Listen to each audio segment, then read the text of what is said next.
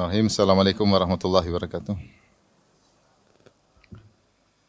Alhamdulillah ala ihsani wa syukru lahu ala taufiqihi wa amtinani. Asyhadu an la ilaha illallah wahdahu la syarika lahu ta'ziman li sya'nih. Wa asyhadu anna Muhammadan abduhu wa rasuluhu ila ridwani. Allahumma salli alaihi wa ala alihi wa ashabihi wa ikhwani. Hadirin hadirat yang dirahmati Allah Subhanahu wa taala, kita lanjutkan pembahasan kita dari surat Ali Imran. Pada pertemuan lalu telah kita bahas sampai ayat ke-60 ya. Yaitu yang semuanya bercerita tentang perdebatan atau pertemuan antara Nabi Muhammad SAW dengan wafd Nasrani Najran. Yaitu dari datang sekelompok orang Nasara dari Najran bertemu dengan Nabi SAW. Kemudian Nabi mendakwahi mereka sehingga terjadilah diskusi tentang Nabi Isa alaihissalam yang diyakini sebagai Tuhan oleh mereka. Dan pada pertemuan lalu ya Allah telah menurunkan ayat tentang hakikat Nabi Isa, yaitu inna mathala Isa indallahi kamathali Adam. Sungguhnya perumpamaan Nabi Isa di sisi Allah seperti Nabi Adam, khalaqahu min turabin thumma qala lahu kun fayakun. Allah menciptakan Adam dari tanah, kemudian Allah berkata, jadi maka jadilah. Yaitu kalau Nabi Isa lahir tanpa ayah, maka Adam lebih dahsyat, yaitu tanpa ayah dan tanpa ibu. Dan akhirnya Nasara Najran tidak menerima, mereka tetap kekeh dengan keyakinan mereka bahwa Nabi Isa adalah anak Tuhan, atau Nabi Isa adalah Tuhan itu sendiri, ya, atau satu dari yang tiga, ya. Akhirnya kalau mereka tetap ngeyel, maka tidak ada jalan lain kecuali ajak mubahalah, kecuali mengajak mereka untuk bermubahalah. Maka inilah dalam ayat ke-61 Allah berfirman, "Faman hajjaka fihi min ba'di ma jaka minal ilm, faqul ta'alu nad'u abna'ana wa abna'akum wa nisa'ana wa nisa'akum wa anfusana wa anfusakum thumma nabtahil fanaj'al la'natallahi 'alal kadhibin." Barang siapa yang membantahmu tentang kisah Nabi Isa setelah datang kepadamu ilmu yang kau yakini, maka katakanlah kepada mereka, ta'alau, kemarilah, nad'u abna'ana, mari kita panggil anak-anak kita, wa abna'akum, dan juga anak-anak kalian, wa nisa'ana, istri-istri kita, wa nisa'akum, istri-istri kalian, wa anfusana wa anfusakum, dan diri kita dan diri kalian. Kemudian apa? Kita kumpul bareng, thumma nabtahil, kemudian kita bermubahalah, fanaj'al la'natallahi 'alal kadhibin. Lantas kita berdoa kepada Allah agar Allah menjadikan laknat Allah bagi orang-orang yang dusta. Di sini adalah tantangan dari Nabi sallallahu alaihi wasallam kepada wafd Najran, orang-orang Nasara di zaman Nabi sallallahu alaihi wasallam, untuk bermubahalah karena mereka ngeyel. Mereka tidak mau menerima kebenaran, telah turun ayat. Mereka sudah kalah dalam diskusi, secara logika juga mereka kalah. Namun mereka tetap meyakini mereka yang benar. Maka jalan satu-satunya yaitu mengajak mereka untuk bermubahalah. Dan para ulama menyebutkan kenapa dalam mubahalah tersebut mengajak istri, mengajak anak. Karena orang-orang Nasara jelas mereka tahu bahwasanya kebenaran adalah apa yang diucapkan oleh Nabi sallallahu alaihi wasallam dan apa yang tercantum dalam Al-Qur'an. Namun dunia mereka lebih sukai daripada kebenaran. Karena kalau mereka masuk Islam, menurut mereka akan ditinggal oleh umatnya, mungkin terputus penghasilannya, ya, sehingga mereka tidak diagungkan lagi oleh kaumnya, ya. Maka mereka memilih dunia daripada kebenaran. Oleh karenanya, karena Nabi sallallahu alaihi wasallam tahu dan Allah tahu bahwasanya mereka lebih suka dunia daripada kebenaran, maka ditantanglah mubahalah. Kalau kalian benar-benar yakin di atas kebenaran, ajak istri kalian, ajak anak kalian. Sehingga nanti Allah turunkan laknat kepada pendusta, dan laknat tersebut tidak hanya berpengaruh pada diri kalian tapi juga pada anak istri. Kepada juga anak istri. Dan kalau mereka cinta dunia, mereka pasti cinta sama anak dan istri. Jadi bukan cuma kena saya, kena kamu aja, tapi kena anak istri kita, kena anak istri kita, kena keluarga kita. Maka datangkanlah istri-istri kalian sebagaimana saya akan mendatangkan keluargaku, anak-anakku, maka marilah kita bermubahalah. Marilah kita bermubahalah. Apakah mereka menerima tantangan mubahalah tersebut? Jawabannya tidak. Mereka ternyata takut. Mereka ternyata takut. Datang dalam hadis riwayat Bukhari dan Muslim dari Hudzaifah radhiyallahu anhu, beliau berkata, "Ja'al aqibu was sayyidu sahiba Najran." Datang dua orang, yaitu Aqib dan Sayyid. Dua orang ini adalah pembesar dari Nasara Najran. Ila Rasulillah sallallahu alaihi wasallam. Mereka datang kepada Rasulullah sallallahu alaihi wasallam, yuridani an yula'inahu, dan Nabi sallallahu alaihi wasallam mengajak mereka untuk saling bermula'anah, yaitu bermubahalah. Faqala ahaduhuma li sahibihi, maka salah satu berkata kepada kawannya, yaitu apakah Aqib berkata kepada Sayyid atau Sayyid berkata kepada Al-Aqib, la taf'al, jangan kau lakukan, jangan penuhi ajakan Muhammad untuk bermubahalah. Mubahalah itu ada yang mengatakan dari kalimat bahal maksudnya adalah laknat, yaitu saling meminta dilaknat. Yang salah dilaknat oleh Allah Subhanahu wa taala. Maka salah satunya berkata, la taf'al, jangan kau lakukan. Fa wallahi la in kana nabiyyan fala anna la nuflih nahnu. Seandainya demi Allah si Muhammad itu benar-benar nabi, kemudian kita melakukan mula'anah, saling berdoa, mubahalah, saling berdoa untuk dilaknat, maka kita tidak akan beruntung selama-lamanya. Wala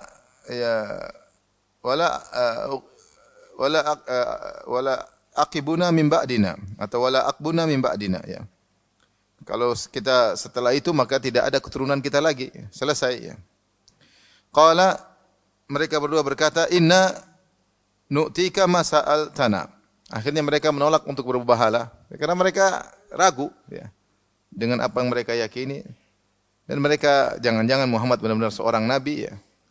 Dan secara logika diskusi yang disampaikan antara nabi dengan mereka, nabi di atas kebenaran, ya. Ya. Mau hujah apa saja, ya. Kalau mau bilang Nabi Isa hebat karena tanpa ayah dan ibu, tanpa ayah, maka Nabi Adam lebih apa? Lebih hebat. Kalau yang Nabi Isa adalah Tuhan, harusnya dia mirip dengan bapaknya, harusnya dia hebat, tidak bisa ditangkap oleh orang-orang Yahudi, tidak bisa disalib, harusnya demikian, namanya Tuhan. Masa Tuhan dikejar-kejar kemudian kabur, kemudian apa? Tersembunyi, akhirnya bersembunyi, akhirnya ketangkap. Ini bukan Tuhan. Tuhan masa kemudian lapar, haus dan sebagainya. Isinya secara logika mereka kalah berdebat, tapi karena mereka ngeyel maka Nabi ajak mula'ana atau mubahalah. Akhirnya mereka menolak ajakan mubahalah tersebut dan mereka akhirnya mengatakan, ya Rasulullah, inna nu'tika, atau ya Muhammad, inna nu'tika ma sa'altana. Kalau begitu ya sudah, kami memberikan pemberian kepada engkau, yaitu hasil bumi kami akan berikan kepada engkau sebagai tanda ketundukan kepada engkau. Wa ba'ath ma'ana rajulan aminan, kirimkanlah kepada kami seorang yang terpercaya, yang amanah. Wala tab'ath ma'ana illa aminan, jangan kau kirim bersama kami, ya, untuk datang seorang untuk menghitung hasil bumi untuk dibawa ke kota Madinah dari Najran. Ya, kami tidak akan masuk Islam, kami ingin tetap berada di Nasara, tapi kami bayar sebagai bentuk ketundukan. Tapi kirimlah orang kepada kami yang bisa kita percayai, amanah untuk menghitung hasil bumi, ya. Dan jangan kirim bersama kami kecuali seorang yang amanah. Faqala la ab'athanna ma'akum rajulan aminan. Kata Nabi SAW, sungguh aku akan mengutus bersama kalian seorang yang amanah. Haqqo amin, benar-benar amanah. Fastashrafa lahu ashabu Rasulillah SAW, maka para sahabat ingin mereka menunjukkan kepala mereka kepada Nabi, ingin mereka ditunjuk siapa di antara mereka yang amanah yang dimaksud oleh Nabi.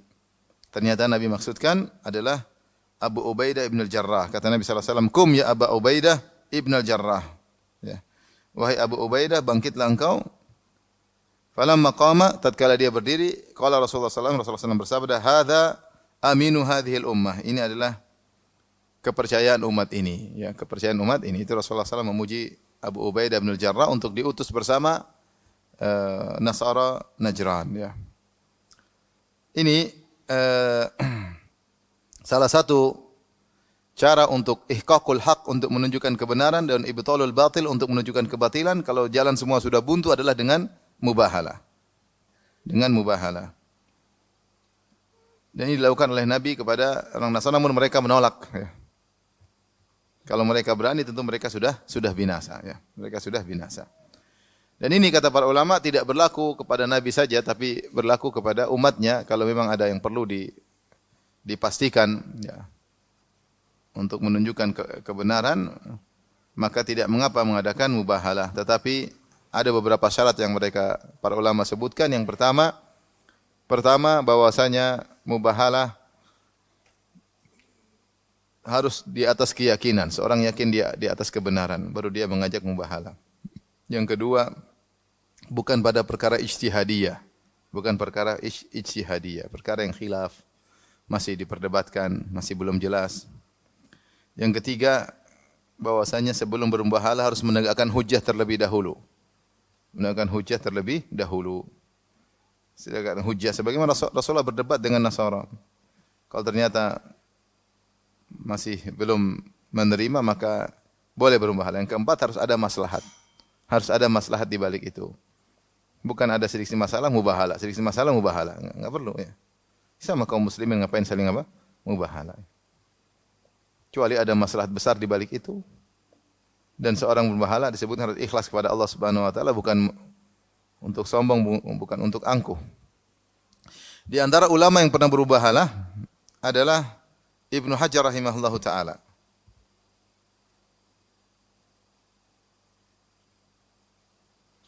Ibnu Hajar rahimahullahu taala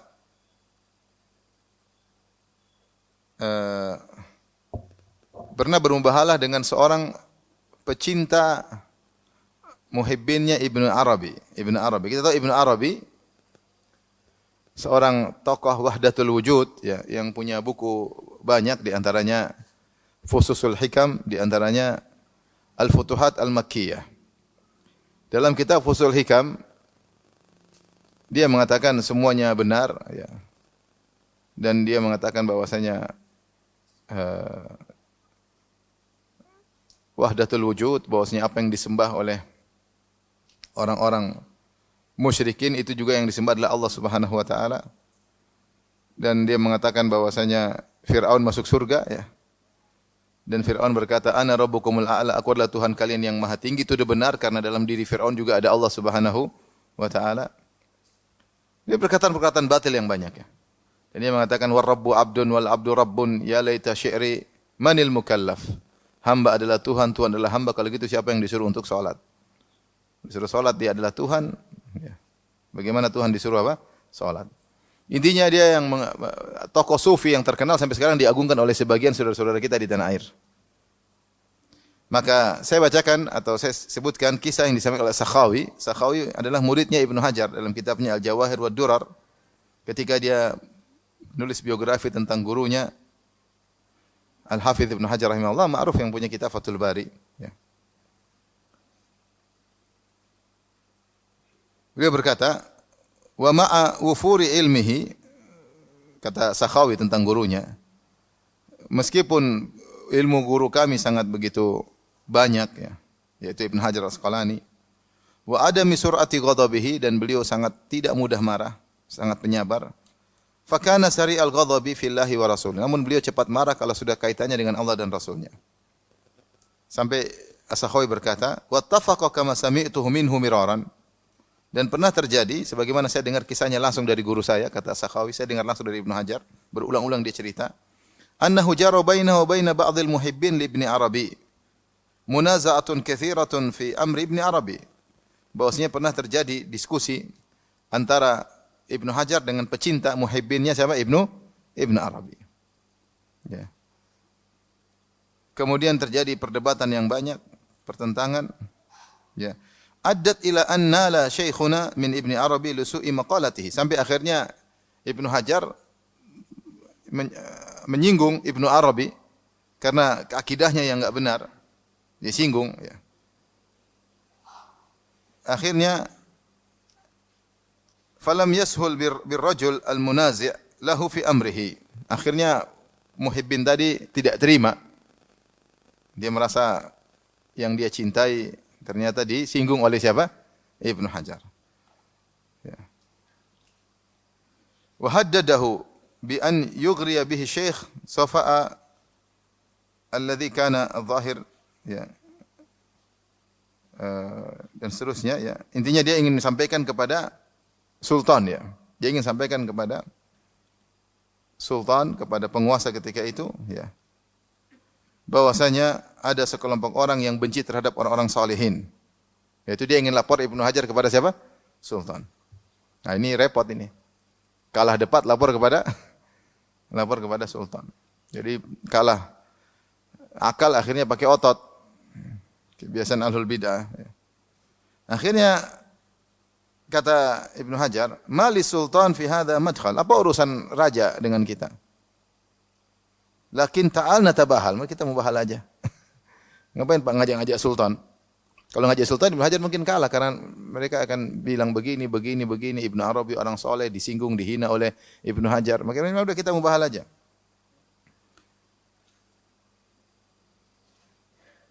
Akhirnya disambut oleh orang tersebut. Disambut oleh muhibbinnya Ibnu Arabi. Wa 'allamahu syekhuna an yaqul, dan Ibnu Hajar mengajarkan kepada orang tersebut ya. Untuk berkata, Allahumma in kana Ibnu Arabi ala dhalalil fal'anni bila'natika. Suruh ditalkin. Berdoalah, ya Allah, kalau memang Ibnu Arabi di atas kesesatan, laknatlah aku dengan laknatmu. Faqala dzalik, artinya orang itu muhibbinnya tadi ikut ngomong. Dia berdoa, ya Allah, kalau memang Ibnu Arabi sesat, laknatlah aku. Dan Ibnu Hajar berkata, Allahumma in kana Ibnu Arabi ala hudan fal'anni bila'natika. Ya Allah, kalau memang Ibnu Arabi di atas kebenaran, laknatlah aku dengan laknatmu. Waftaraqa, akhirnya mereka berdua berpisah. Sudah terjadi mubahalah. Di sini mubahalah enggak ngajak istri, ngajak anak. Tidak mesti ngajak istri anak, tapi kalau lebih sempurna ngajak istri, ngajak apa? Anak. Ini Ibnu Hajar terpaksa, karena kalau enggak dia dilaporkan kepada sultan. Wa kana al-mu'anid yaskun raudhah. Ya. Intinya dia tinggal di suatu tempat namanya raudhah, ya. Akhirnya di suatu hari dia keluar. Ya. Dia keluar, ya. Falamma raja'a ahassa bi syai'in marra ala rijlihi. Ketika dia balik, ya. Dia merasa ada sesuatu berjalan di kakinya, ada sesuatu yang jalan kakinya. Faqali ashabi, maka dia ngomong sama teman-temannya orang ini, marra ala rijli syai'un na'im, fanzuru. Kayaknya ada sesuatu yang lembut yang melewati kakiku, coba lihat. Fanadharu falam yarau syai'an. Teman-temannya lihat enggak ada apa-apa di kakimu. Wa ma raja ila manzilihi illa waqad ami. Maka tidaklah dia sampai ke rumah kecuali dia kemudian buta. Wa ma asbah illa mayitan, dan sebelum tiba pagi hari dia meninggal dunia. Wa kana dzalika fi Dzulqa'dah sanah 97 wa 700, dan kematian tersebut orang ini meninggal di bulan Dzulqa'dah tahun 797. Wa kanatil mubahalah fi Ramadan minha, dan mubahalahnya bulan Ramadan. Jadi antara Ramadan sampai Dzulqa'dah berapa bulan? 2 bulan. Ramadan, Dzulqa'dah, Ramadan, Syawal, kemudian Dzulqa'dah. Wa kana syekhuna inda wuqu'il mubahalah arrafa man hadar anna man kana mubtilan fil mubahalati la tamdhi alaihi sanah. Dan guru kami Ibnu Hajar ketika terjadi mubahalah dia sampaikan kepada orang-orang. Dia mengatakan siapa yang hadir di sekitar, yang hadir ketika itu, dia berkata, siapa yang ahli batil maka dia akan meninggal sebelum lewat setahun. Ini contoh mubahalah pernah terjadi di kalangan apa? Para ulama. Tentu ada sebabnya, dan kita lihat Ibnu Hajar juga tidak bergampang-gampang untuk apa? Mubahalah. Tapi karena dia terpaksa daripada dilaporkan kepada apa? Kepada penguasa, dan juga mubahalah terkait dengan Ibnu Arabi yang jelas-jelas di atas kesesatan. Ya. Makanya Ibnu Taimiyah mengatakan kalau Ibnu Arabi tidak kafir maka tidak ada orang kafir lagi. Sementara dia mengatakan Yahudi benar, Nasara benar, ya. Dia mengatakan aqadal khalaiqu fil ilahi aqaida wa na'taqatu jami'a ma taqaduhu. Makhluk di alam semesta ini punya keyakinan macam-macam tentang Tuhan, dan aku meyakini semua keyakinannya. Dan aku meyakini semua keyakinan mereka, ya rusak. Inilah Ibnu Arabi yang diagung-agungkan oleh orang liberal, orang sufi, ya. Ini pernah Ibnu Hajar bermubahalah untuk menunjukkan dia apa? Sesat. Ini pernah terjadi. Dan subhanallah pernah terjadi juga.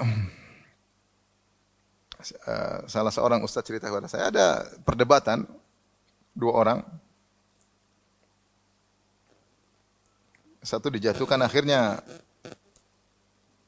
yang dijatuhkan tadi akhirnya ngajak dijatuhkan, direndahkan, dihinakan, ngajak mubahalah. Sama yang menjatuhkan. Kalau kau benar, kita mubahalah. Akhirnya mubahalah. Ternyata orang yang menjatuhkan tersebut, merendahkan tersebut, akhirnya terkena kanker darah, akhirnya meninggal dunia.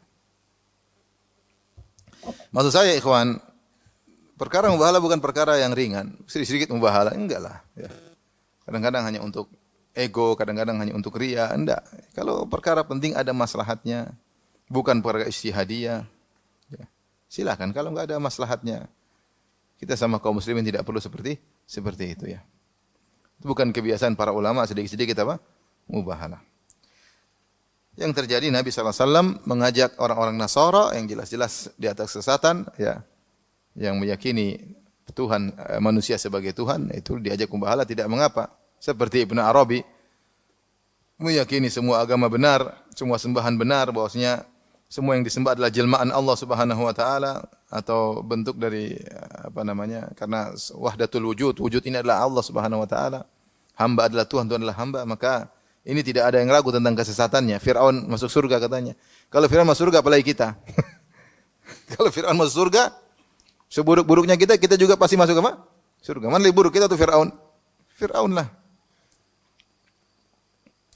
Tapi kita lanjutkan. Kemudian Allah berfirman,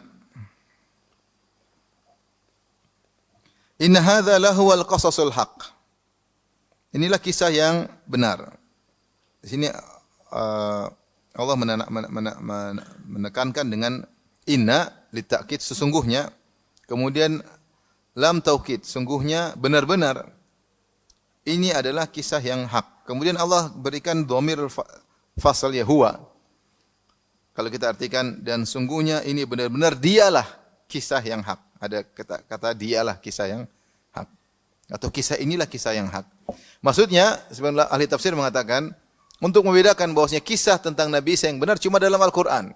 Adapun dalam kitab suci yang ada ketika di zaman Nabi SAW yang sudah menyimpang, maka tidak ada cerita yang benar tentang Nabi Isa alaihissalam.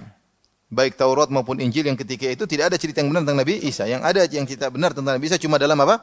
Al-Quran. Makanya Allah mengatakan, Inna hadza lahuwal qasas. Sebagai pembatasan.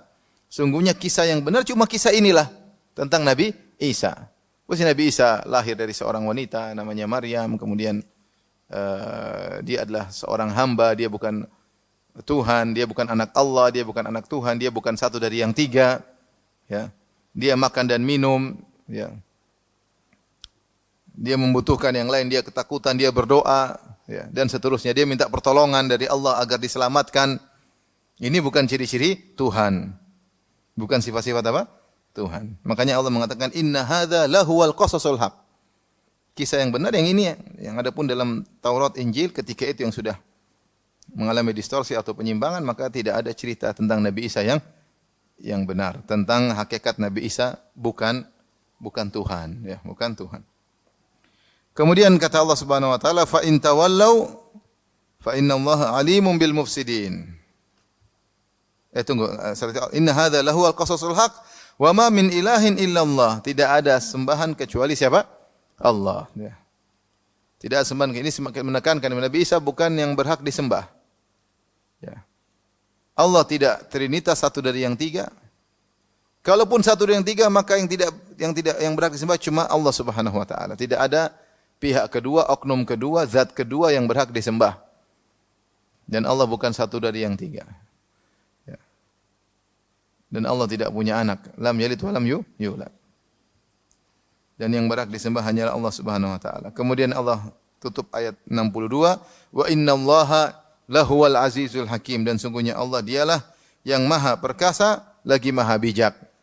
Sebagai bantahan bahwasanya Nabi Isa bukanlah Tuhan karena dia tidak maha perkasa. Buktinya dia dikejar-kejar oleh Yahudi, dia bersembunyi atau tidak? Sembunyi, menghindar dari kejaran mereka.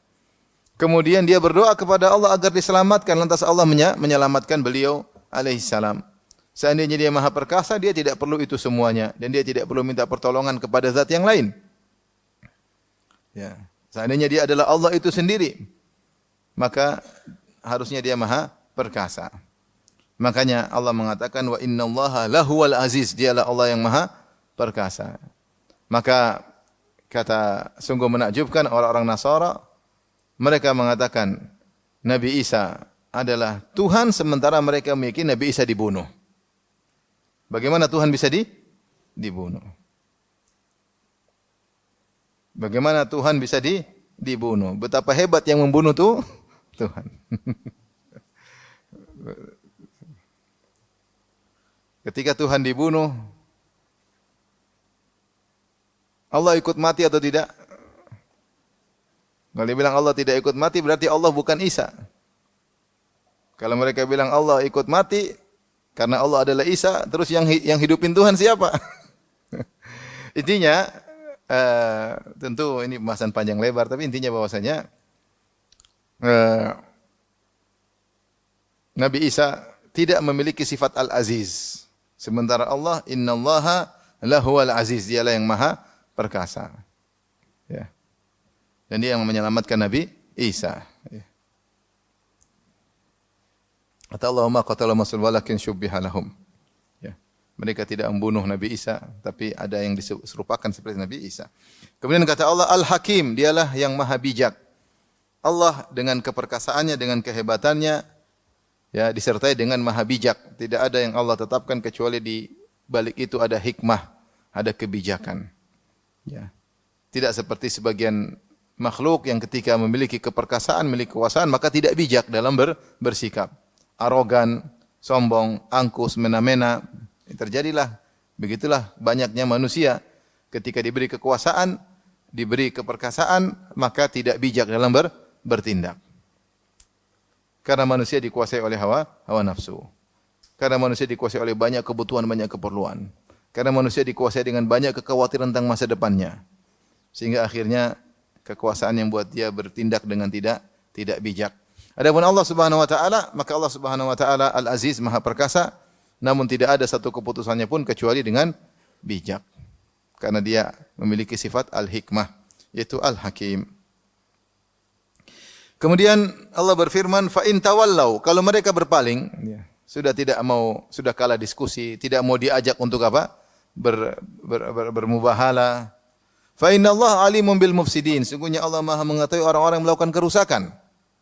Lihat di sini Allah mensifati wafat Nasrani Najran, orang-orang Nasrani yang ada di zaman Nabi dari Najran. Allah sifati mereka dengan perusak. Dengan perusak. Karena kerusakan yang paling parah terkait dengan akidah. Ya. Mereka tidak merusak, tidak sedang membunuh kaum muslimin, enggak. Tapi mereka melakukan kerusakan apa? Akidah. Dari kerusakan ini muncul kerusakan yang lain. Apa kerusakan paling parah? Tidak lain adalah kerusakan terkait dengan masalah akidah. Meyakini bahwasanya Tuhan punya anak. Atau meyakini bahwasanya Tuhan satu dari yang tiga. Ini kerusakan yang paling parah. Makanya kata Allah, fa innallaha alimun bil mufsidin. Allah tahu mana orang-orang yang merusak.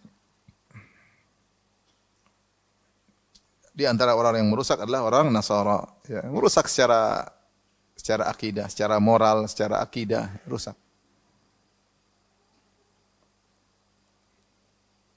Karenanya sekarang kita akui agama salah satunya yang mempertahankan moral, ya, Islam. Ya. Yang benar-benar tegas mengatakan khamr itu haram, zina itu haram, LGBT itu haram. Agama apa? Islam. Yang lain udah melempem. Sampai akhirnya ada tokoh mereka yang akhirnya memang membolehkan atau melegalkan LGBT. Padahal dalam agama mereka juga dilarang. Semua karena kemaslahatan duniawi. Agama yang sekarang benar-benar bisa mempertahankan moral sebagaimana yang diutus moral tersebut bersama para nabi hanyalah Islam. Karena kerusakan akidah mengantarkan kepada kerusakan-kerusakan yang lain. Makanya Allah mensifati orang Nasara dengan bil mufsidin, orang-orang yang melakukan kerusakan, berbuat kerusakan. Karena mereka melakukan kerusakan dalam akidah.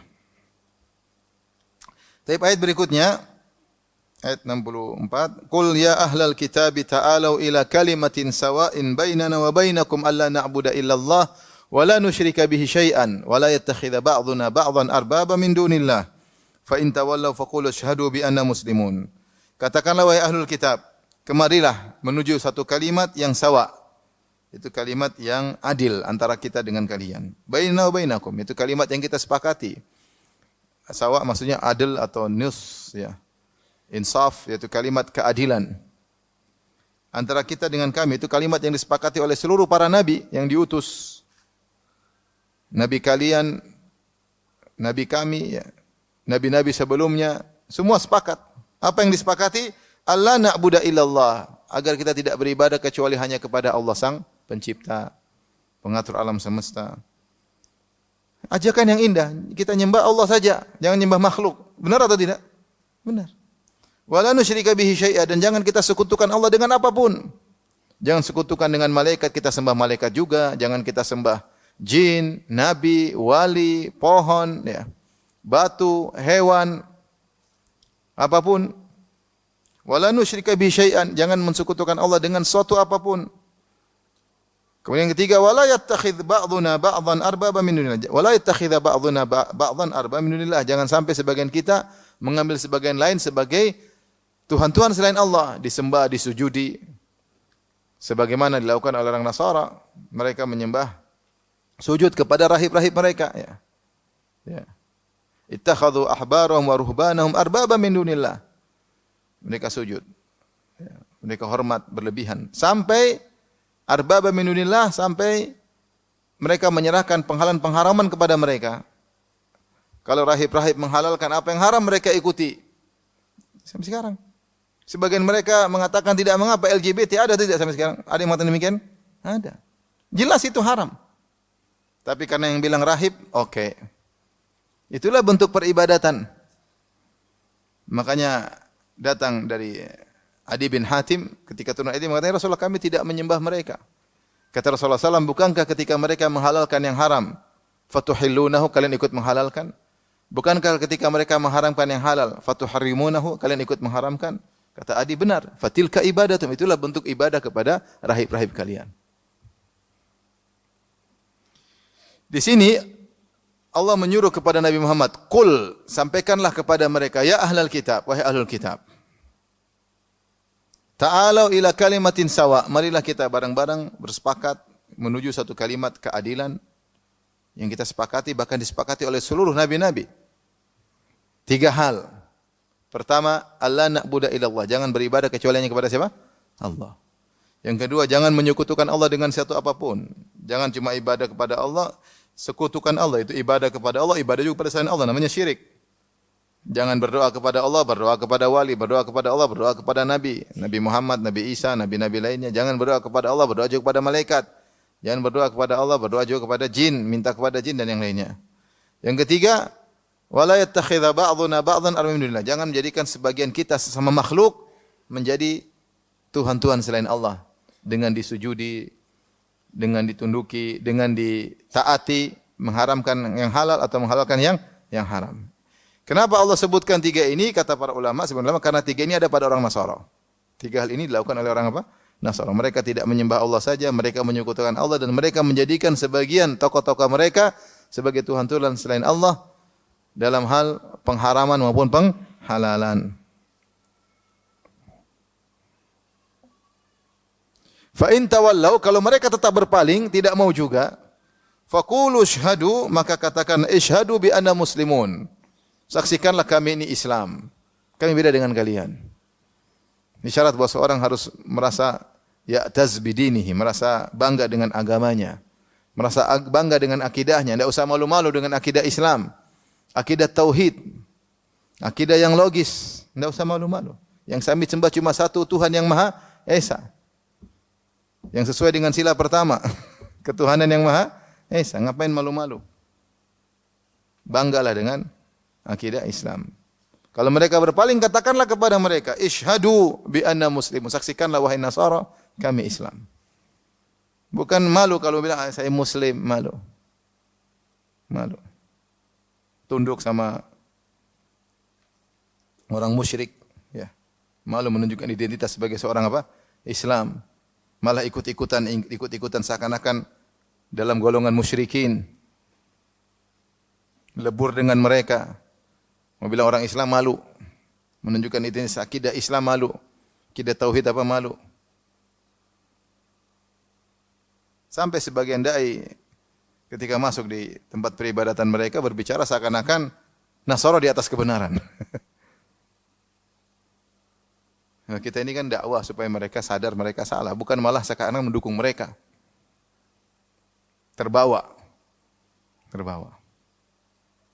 Kita Islam beda. Kalau mereka berpaling bilang kita beda, kita Islam. Akidah hanya menyembah Allah semata. Taib. Ayat ini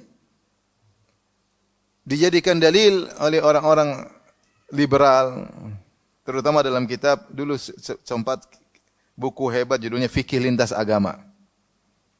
Karyangan Dr. Nur Khalis Majid CS dan lain-lain. Mereka membangun liberal mereka di atas ayat ini. Kata mereka, lihatlah Allah berfirman, ya ahlal kitabi ta'alu ila kalimatin sawa, titik.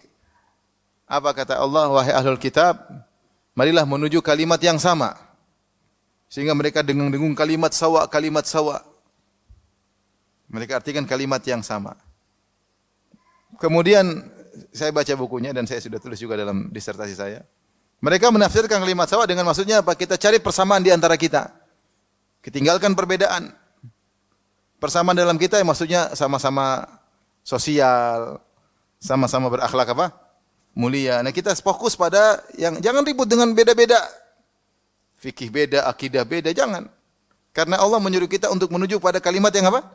Sama. Ini tafsir bertolak belakang dengan maksud ayat.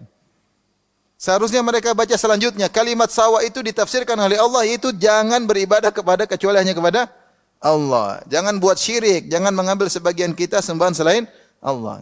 Jadi mereka, tafsirannya mereka tidak baca, jadi mereka potong ayat. Seperti dalam Al-Quran ini namanya manhaj potong ayat. Seperti firman Allah, wailul lil musallin. Fawailul lil musallin alladzina hum an salatihim apa? Sahun. Celakalah orang-orang salat yang mengakhirkan salatnya. Mereka cuma baca celaka orang-orang salat. Loh, tafsirnya dulu apa? Yang bagaimana maksudnya yang celaka? Yaitu yang menunda mengeluarkan salat dari waktunya, itu yang celaka, bukan jangan celaka orang salat titik. Wah, repot. Sama seperti ini. Dan ini metode mereka. Dalam banyak ayat selalu potong. Ya. Faman syaa falyakfur, faman syaa falyu'min, faman syaa falyakfur, faman syaa falyu'min. Kata mereka dalam surat Al-Kahfi, Allah berfirman, faman syaa falyu'min, faman syaa falyakfur, faman syaa falyu'min. Siapa yang ingin silakan kafir, siapa yang ingin silakan mukmin. Kata dia bebas. Kenapa paksa-paksa orang untuk beriman? Allah bilang bebas. Taib, lanjutkan ayatnya. Inna a'tadna lidzalimina naran ahata bihim suradiquha. Tapi hati-hati kalau kafir, kami siapkan neraka yang mengepung. Jangan ayat tentang neraka tidak dibaca cuma. Jadi manhaj mereka manhaj fawailul lil musallin titik. Ini manhaj orang liberal, katanya orang-orang yang harus jujur dalam berilmu, harus jujur dalam baca literasi, ternyata mereka pembohong besar. Demi Allah mereka pembohong besar. Mereka potong perkataan ulama, mereka potong perkataan ahli tafsir. Saya ngomongin karena ini bahan disertasi saya. Jadi mereka harus jujur, kita menjunjung amanah dalam menyampaikan ilmu. Bohong besar. Mereka tidak amanah. Ayat saja mereka bohongin. Apalagi perkataan ulama. Kalau antum baca buku, sudah enggak usah sebut bukunya lah. Mereka jadi pejabat-pejabat sekarang. Intinya, seakan-akan dia kumpulkan perkataan para ulama, ahli tafsir, seakan-akan ahli tafsir sepakat kalau Nasrani masuk Islam, subhanallah. Dipotong. Kalau orang baca, orang awam, atau orang udik, orang bahlul baca, oh iya ternyata kita salah, ternyata seluruh ulama tafsir sepakat bahwasanya Nasara masuk surga, Yahudi juga masuk apa? Surga. Ya kalau Nasara masuk surga, jadi masuk surga, ngapain Nabi diutus, Nabi Muhammad? Allah kurang kerjaan ngutus Nabi Muhammad. Semua sama surga. Semua mau surga. Kenapa kemudian Nabi dakwahi, kirim surat kepada Kaisar, kepada Kisra, kepada Muqawqis. Nabi kirim. Ngapain? Kalau ternyata semua masuk apa? Surga. Intinya, mereka berdalil dengan ayat ini dan mereka agung-agungkan ayat ini. Mereka sebut kalimat sawa, perkataan yang sama. Sehingga mereka tafsirkan maksudnya kita itu harus fokus pada persamaan di antara kita. Kita sama-sama semua agama menyuruh kepada sosial, akhlak yang mulia, menjunjung para wanita, kemudian kebebasan, keadilan, persamaan. Itu yang harus kita apa? Junjung. Jangan kita bicara yang beda-beda. Karena Allah menyuruh kita menuju kalimat sawa. Ini tafsir ngawur ya. Karena ternyata ayat ini justru ayat menyuruh kepada tauhid. Menyuruh mereka untuk meninggalkan perbedaan. Menuju pada persamaan sama-sama tauhid. Sungguhnya menganggap Nabi Isa adalah anak Tuhan atau Nabi Isa satu dan yang tiga adalah berbeda dengan ajaran para nabi seluruhnya. Tidak ada nabi dari zaman Nabi Nuh mengatakan ada anak Tuhan. Kenapa baru muncul belakangan ada istilah anak Tuhan? Nabi-nabi sebelumnya kan banyak puluhan nabi. Dalam perjanjian lama ada Nabi Nuh, ada Nabi Musa, ada Nabi itu banyak sekali. Tidak ada singgung-singgung namanya anak Tuhan atau tebus dosa, enggak ada. Nggak ada. Oleh karenanya ini adalah pemahaman yang terbalik ya, yang diserukan oleh orang-orang liberal meskipun gelar mereka profesor, doktor. Ya, mereka hanya menipu orang bodoh yang tidak tahu ya, tentang agama, ditipu oleh mereka. Bayangkan, ayat ini pernah Nabi tulis kepada Heraklius, Herakl, dalam Sahih Bukhari dan yang lainnya. Rasulullah kirim surat ini kepada Heraklius. Kata Nabi, min Muhammad ya, bin Abdullah, Rasulullah Muhammad bin Abdullah, ila Herakl azimir Rum. Dari Muhammad bin Abdullah kepada Heraklius, pembesar Romawi. Inni ad'uka bida'ayatil Islam. Aku menyuruh kepada engkau, salamun ala man ittaba'al huda. Keselamatan bagi orang yang mengikuti petunjuk. Ad'uka bida'ayatil Islam. Aku menyuruh dengan seruan Islam. Aslim taslam. Kalau kau masuk Islam, kau akan apa? Selamat. Ya. Yu'tikallahu ajraka marratain. Kalau kau masuk Islam, Allah berikan kau pahala 2 kali. Pahala sebagai Nasrani, pahala sebagai apa? Pahala sebagai pengikut Nabi Isa yang benar, pahala sebagai pengikut Nabi Muhammad. Fa in tawallait, kalau kau berpaling, fa inna 'alaika itsmal arisiyin. Kau akan menanggung dosa rakyatmu. Kalau kau berpaling. Kemudian Rasulullah tuliskan, ya ahlal kitab ta'alu ila kalimatin sawa'in baina wa bainakum alla na'budu illa Allah wa la nusyrika bihi syai'an wa la yattakhidha ba'duna ba'dhan rabban min dunillah. Wahai ahlul kitab, marilah kita menuju satu perkataan yang adil, yang sama antara kita sama-sama. Jangan menyembah kecuali hanya kepada Allah, jangan berbuat syirik sama sekali, jangan menyekutukannya dengan apapun selain Allah. Dan jangan menjadikan sebagian kita sembahan-sembahan selain Allah. Ya. Taib. Heraklius dapat surat tersebut. Suratnya jelas dari Muhammad Rasulullah kepada Heraklius pembesar Rum, keselamatan bagi orang yang ikut petunjuk. Kalau kau ikut petunjuk, kau dapat keselamatan. Aku menyuruh engkau dengan seruan Islam. Masuklah Islam, kau akan selamat. Allah akan berikan kau pahala 2 kali. Kalau kau tidak mau, kau akan tanggung dosa rakyatmu. Kenapa? Karena dia raja. Kalau dia kafir, rakyatnya ikut apa? Kafir. Sampai Rasulullah tegaskan, kalau kau berpaling, kau tanggung dosa apa? Rakyatmu. Ngeri atau tidak? Ngeri. Romawi berapa jumlahnya? Gitu banyak. Semua dosa Romawi ditanggung oleh sang raja Heraklius. Kemudian Rasulullah berdalil dengan ayat tadi, wahai ahlul kitab, marilah menuju kepada kalimat yang sama, itu jangan syirik. Apa yang dipahami oleh Heraklius? Oh, Muhammad ajak kita untuk bersosial, begitu. Sebagian pemahaman orang-orang liberal. Heraklius tahu Muhammad suruh dia untuk bertauhid, tidak meyakini Isa sebagai Tuhan. Itu Heraklius paham surat Nabi Muhammad SAW.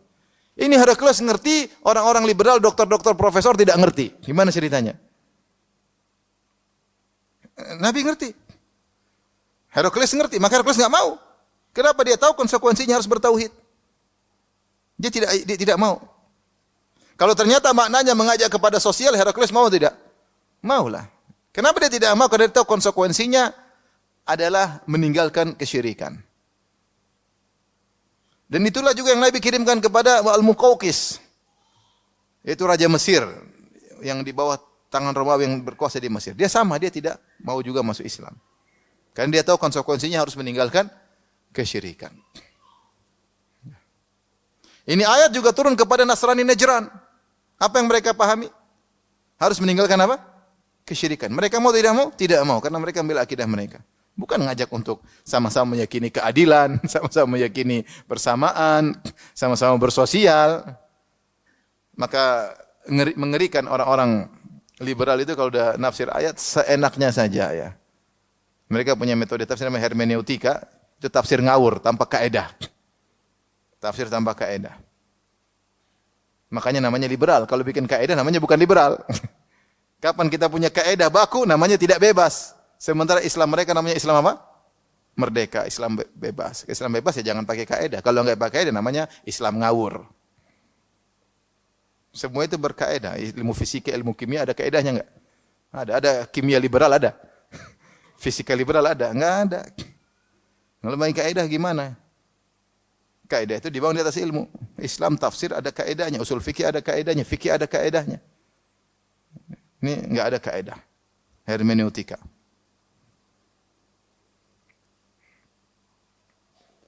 Tapi kita lanjutkan. Ya ahlal kitab lima tuhajjuna fi Ibrahim wa ma unzilatit Taurat wal Injilu illa min ba'dih. Afala ta'qilun. Wahai ahlul kitab, kenapa kalian berbantah-bantahan tentang Ibrahim? Padahal Taurat dan Injil tidak turun kecuali setelah wafatnya Ibrahim. Afala ta'qilun, tidakkah kalian berfikir? Ha antum haula'i hajajtum fima lakum bi'ilm. Begini saja, kalau kalian mau debat, debatlah yang kalian punya ilmu tentangnya, tentang Taurat, Injil yang ada di tangan kalian. Falima tuhajjuna fima laisa lakum bi'ilm. Kenapa kalian berdebat tentang Ibrahim yang kalian tidak punya ilmu tentang Ibrahim? Wallahu ya'lamu wa antum la ta'lamun. Allah yang tahu sementara kalian tidak mengetahui. Maka na Ibrahimu Yahudiyan wala Nasraniyan. Ibrahim bukanlah Yahudi dan bukanlah Nasrani.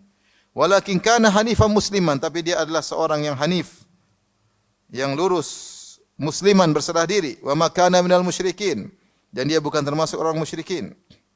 Inna awlan nasi bi Ibrahim alladhina tabauh. Orang yang paling dekat dengan Nabi Ibrahim adalah orang yang mengikutinya. Wa hadzan nabiyyu walladzina amanu. Di antaranya adalah nabi ini, Muhammad sallallahu alaihi wasallam, orang yang beriman. Wallahu waliyul mu'minin, dan Allah adalah pengurus atau pelindung semua orang yang beriman. Taib ayat-ayat ini terkait dengan pengakuan yang dipropagandakan oleh Yahudi dan Nasrani. Mereka mengatakan agama kami benar. Kenapa? Karena agama kami adalah agama Ibrahimiyah. Kami pengikut siapa? Ibrahim. Sementara kaum Muhammad bukan pengikut Ibrahim. Sementara kaum Muhammad bukan pengikut apa? Ibrahim. Taib secara darah, garis darah, secara genetika, maka semuanya ada keturunan siapa? Ibrahim. Yahudi, Nasrani, Bani Israel, keturunan siapa? Ibrahim. Nabi Muhammad keturunan siapa? Ismail. Ya. Ibrahim punya anak Ismail, kemudian siapa? Ishak. Dari Ismail keturunan Nabi Muhammad SAW Quraisy. Dari Ismail Quraisy, dari Quraisy Nabi Muhammad SAW. Dari Ishak Yakub Bani Israel adalah Yahudi dan Nasrani. Asalnya agama mereka adalah agama yang khusus buat Bani Israel. Dan itu dilanjutkan oleh Yahudi sampai sekarang. Nasara membuat agama internasional. Jadi bukan Bani Israel yang beragama Nasara. Nah, ini makanya di antara yang orang Yahudi tidak suka sama Nasara, dia membuka pintu untuk semua suku. Sehingga tidak jadilah Bani Israel tidak spesial lagi. Karena agama ini ternyata untuk semua. Padahal Nabi Isa katanya diutus untuk domba-domba Bani Israel yang tersesat, bukan domba-domba Jawa atau yang lainnya, enggak. Jadi ini diantara kenapa Yahudi enggak suka sama apa? Nasara. Karena tidak spesial lagi, padahal mereka ingin jadi hamba-hamba Allah yang spesial. Ini agama buat kami aja. Buat kami aja. Taib, semuanya mengaku pengikut Ibrahim. Mengikut Ibrahim. Makanya mereka Yahudi berkata Ibrahim Yahudi. Nasara berkata Ibrahim apa? Nasrani. Ini di zaman Nabi ada propaganda seperti itu. Yahudi berkata Ibrahim. Karena semua sepakat Ibrahim adalah tokoh yang alaihissalam, tokoh yang baik. Semua sepakat. Tidak ada khilaf. Tidak ada yang mencela Ibrahim alaihissalam. Semua mengganggukan siapa? Ibrahim. Yahudi, Nasrani, Islam, Quraisy, semuanya mengganggukan siapa? Ibrahim. Oleh karenanya Yahudi mengaku Ibrahim adalah Yahudi. Nasara berkata, debat di antara mereka. Enggak, Ibrahim adalah apa? Nasrani. Maka di sini Allah bantah. Allah berfirman, "Ya ahlal kitab, lima tuhajuna fi Ibrahim?" Wahai ahlul kitab, kenapa kalian debat-debat masalah Ibrahim? Tidak kalian pikir, "Wa ma unzilat at-Taurat wal Injil ila ba'di?" Kan Injil dan Taurat itu jauh setelah Ibrahim. Ibrahim meninggal, Taurat Nabi Musa kapan? Jauh. Ibrahim punya anak dulu siapa? Ishak. Ishak punya apa? Ya? Yakub. Yakub punya anak Bani Israel. Di antaranya Yusuf. Kemudian semua pindah ke Mesir. Kemudian ada beberapa sampai Musa. Antara Ibrahim dengan Musa jauh. Ratusan tahun kalau enggak 1000 tahun. Jauh. Ratusan tahun paling tidak. Taib. Apalagi antara Ibrahim dengan Nabi Isa Injil. Jauh kali. Ribuan tahun. Taib. Sekarang siapa yang duluan secara sejarah? Ibrahim atau Musa atau Isa? Ibrahim, ya enggak? Ya. Kenapa Ibrahim dinisbahkan kepada Yahudi, Ibrahim disebut kepada Nasrani? Ini kebalik. Ya. Seperti zaman sekarang orang bilang Ibnu Taimiyah Wahabi. Taib Ibnu Taimiyah abad keberapa? Muhammad bin Wahab abad keberapa?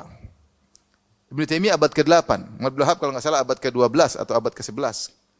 Berarti ada berapa abad jauh? Seharusnya dikatakan Muhammad bin Wahab Taimi, dinisbahkan kepada yang sebelumnya, ya enggak? Bagaimana Ibnu Taimiyah disebahkan kepada orang yang belum lahir? Dibilang Ibnu Taimiyah Wahabi. Ini terjadi. Orang menuduh Ibnu Taimiyah sebagai apa? Wahabi.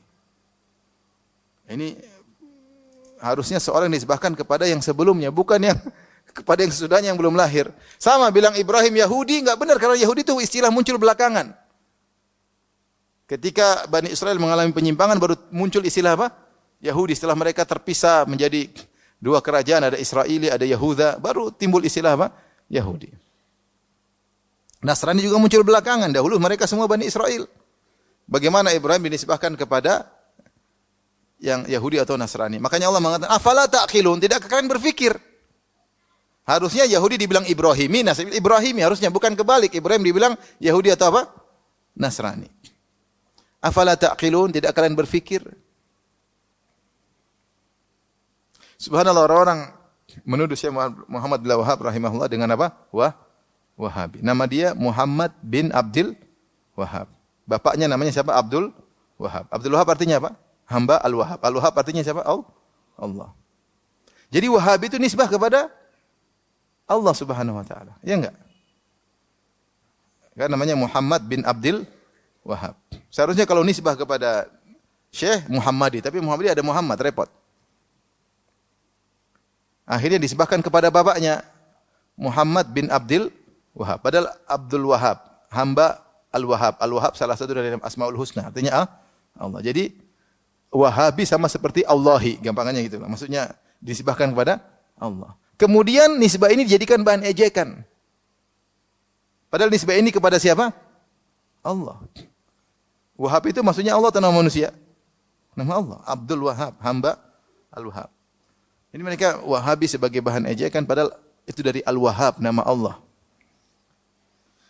Taib, kita lanjutkan. Maka Allah mengatakan, "Afala ta'qilun?" Tidakkah kalian berpikir? Ya, bagaimana kalian menisbahkan Ibrahim kepada Yahudi Nasrani? Dalam ayat yang Allah berfirman, "Am taquluna inna Ibrahim wa Ismail wa Ishaq wa Yaqub wal asbata kanu hudan aw nasara? Qul antum a'lamu amillah." Apa kalian berkata bahwasanya Ibrahim, Ismail, Ishak, Yaqub dan asbat keturunan yang semuanya adalah Yahudi atau Nasrani? Katakanlah kalian lebih tahu atau orang yang lebih tahu. Ya. Jadi bagaimana menisbahkan yang duluan kepada yang belakangan? Kemudian Allah berfirman, ya kalau kalian debat jangan debat tentang Ibrahim, kalian enggak ngerti tentang Ibrahim, kalian baru muncul belakangan ya. Kalau mau debat tentang apa yang kalian miliki, makanya Allah berkata, "Ha antum haula'i hajajtum fi ma lakum ilm." Begini saja kalau kalian ingin berbantah-bantahan, bantah-bantah tentang apa yang ada di tangan kalian, tentang Injil, tentang Taurat, enggak apa-apa. Terlepas benar atau salahnya. Jangan berdebat tentang Ibrahim yang kalian tidak punya ilmu tentangnya. Jarak Ibrahim dengan kalian jauh. Kalau kalian mau debat, debatlah tentang apa yang ada di tangan kalian. Ya, Falima tuhajjuna fima laisa lakum bihi ilm. Kenapa kalian berdebat tentang sesuatu yang kalian tidak punya ilmu tentangnya? Debat-debat kalian enggak ngerti apa yang kalian perdebatkan. Wallahu ya'lamu wa antum la ta'lamun. Allah yang tahu dan kalian tidak mengetahui. Setelah itu Allah bantah mereka, ma kana Ibrahimu Yahudiyan. Ibrahim tidak pernah jadi Yahudi. Wala Nasraniyan. Tidak pernah Nasrani. Ya, meyakini Isa adalah apa? Tuhan. Apa Ibrahim meyakini Nabi Isa adalah anak Tuhan? Mana pernah Ibrahim ngomong begitu? Pernahkah ada riwayat Ibrahim ngomong Nabi Isa anak Tuhan? Tidak ada. Ya. Tidak ada. Apakah Nabi Ibrahim punya keyakinan orang-orang di Gaza harus dihabisin? Tidak ada. Ibrahim enggak pernah Yahudi, enggak pernah apa? Nasrani, enggak pernah. Walakin kana hanifan, tapi adalah hanif, condong kepada tauhid. Dia yang menghancurkan berhala. Kalian tahu Ibrahim menghancurkan berhala. Cerita masyhur. Kenapa berhala disembah selain Allah? Itu Ibrahim hanif. Tauhid, musliman, berserah diri. Wa ma kana minal musyrikin. Tidak pernah syirik sama sekali. Kemudian Allah tutup pembahasan kita tutup dengan ayat 68. Inna awlan nasi bi Ibrahim ladzina tabau. Orang yang paling utama dinisbahkan kepada Ibrahim adalah yang mengikuti Ibrahim. Siapa? Yaitu Nabi Muhammad sallallahu alaihi wasallam. Allah mengatakan tabi' millata Ibrahim hanifa. Wahai Muhammad, ikutilah agama Ibrahim yang lurus, agama nenek moyangmu. Walladzina amanu, Nabi dan orang beriman inilah yang sesuai dengan agama Ibrahim, yang menyuruh kepada penghancuran berhala-berhala, yang menyuruh kepada perlawanan terhadap kesyirikan, menyuruh kepada tauhid. Itulah agama Ibrahim, ma'ruf. Wallahu waliyul mu'minin, dan Allah adalah pelindung semua orang-orang yang beriman. Demikian saja. Kurang lebih mohon maaf. Wabillahi taufiq. Assalamualaikum warahmatullahi wabarakatuh.